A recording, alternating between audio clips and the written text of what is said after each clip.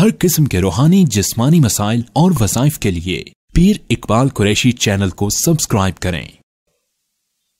نحمدہ ونصلی علی رسولہ الکریم، اما بعد فاعوذ باللہ من الشیطان الرجیم، بسم اللہ الرحمن الرحیم۔ ہفتوں میں 7 دن ہوتے ہیں اور 7 دن کو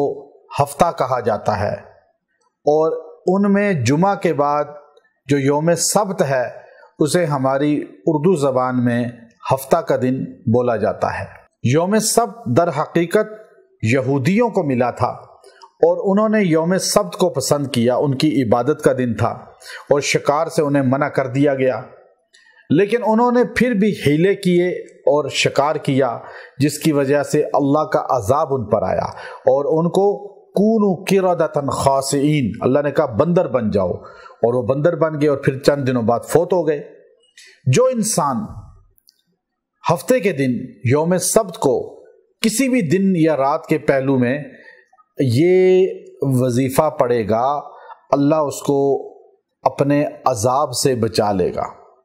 گناہوں کی وجہ سے شکلیں تبدیل اس کی نہیں ہوں گی، پھٹکار اس پہ نہیں پڑے گی، گرفت اور پکڑ اس پر نہیں آئے گی، اس کے گھر میں بیماریاں، پریشانیاں، آفات نہیں آئیں گی، اس کے گھر کے اندر خوشحالی ہوگی اور اللہ کی رحمت اس کے گھر پہ برسے گی، اور اس کے گھر کے اندر سے بے روی اور بٹکنا،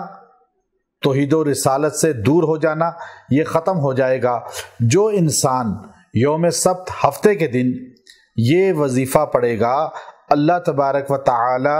اس کو، اس کی اولادوں کو، اس کے گھرانے کو بے دینی سے بچا لے گا، آفات سے بچا لے گا۔ چونکہ ہفتے کے دن والوں پہ آفت آئی تھی کہ شکلیں ان کی تبدیل ہو گئی، ہفتے کے دن والوں پر اللہ کا پھٹکار پڑی تھی، ہفتے کے دن والوں پر نافرمانی کی وجہ سے اللہ کا عذاب آیا تھا۔ تو ہفتے کے دن جب انسان یہ پڑھتا ہے، 2 اللہ کے نام ہیں، یا رحمان یا رحیم، یہ اتنی تعداد پڑھے جتنی بدری صحابہ کی تعداد تھی، جو کہ کائنات میں نبیوں کے بعد سب سے عظیم جماعت صحابہ کی ہے، اور صحابہ میں سب سے افضل جو صحابہ ہیں وہ بدری صحابہ ہیں،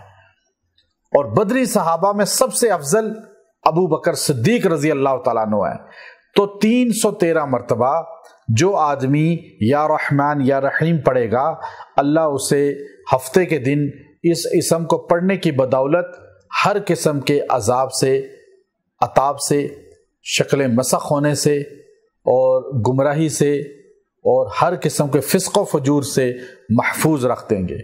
اس کے گھر کو محفوظ رکھ دیں گے۔ تو یہ عمل آپ اختیار کریں۔ رحمان رحیم اللہ کی صفت ہے، اس کا آپ کو اثر ملے گا، فیض ملے گا۔ وآخر دعوانا ان الحمد للہ رب العالمین۔